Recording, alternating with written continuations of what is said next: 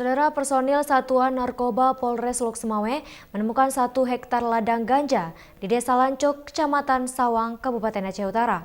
Polisi langsung memusnahkan ganja dengan cara mencabut serta membakar di lokasi. Polisi juga berhasil menangkapi 1 orang tersangka yang diduga sebagai pemilik ladang ganja tersebut.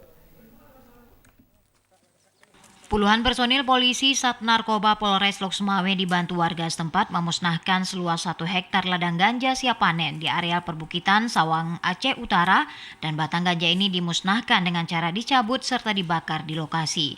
Penemuan ladang ganja tersebut berawal dari informasi masyarakat di kawasan Sawang kerap terjadi transaksi narkoba jenis ganja per paket.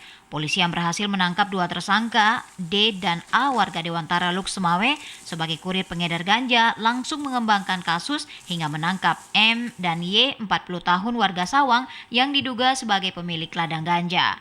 Menurut Kasat Narkoba Polres Loksemawe Ibtu Zeska Zulian Wijaya, penemuan ladang ganja sebelumnya ditangkap 2 tersangka yang sedang melakukan transaksi ganja.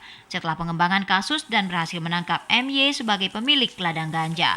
Zeska menambahkan ladang ganja seluas 1 hektar di areal perkebunan pinang ditanam diperkirakan dalam 2 minggu ini sebagian besar sudah dapat dipanenkan.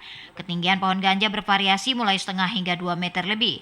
Kini polisi masih mengembangkan kasus yang diperkirakan kawasan Sawang masih banyak warga yang menanam tanaman ganja karena lokasi tersebut sangat jauh dengan jangkauan pihak kepolisian. Sejumlah barang bukti dan tersangka kini diamankan di Mapolres Loksemawe dan tersangka juga diancam hukuman penjara seumur hidup. Ganjanya sudah bergabung dengan kebun, jadi bukan hamparan luas, jadi di sela-sela kebun itu ditanamin ganja. Kalau kita lihat kebunnya sendiri lebih dari 2 hektar, cuma berdasarkan ganja yang kita temukan cuma ada sekitar 1 hektar dan itu pun terpencar di berbagai penjuru di sela-sela pinang. Dari Aceh Utara, Muhammad Ilyas, TVRI Aceh melaporkan.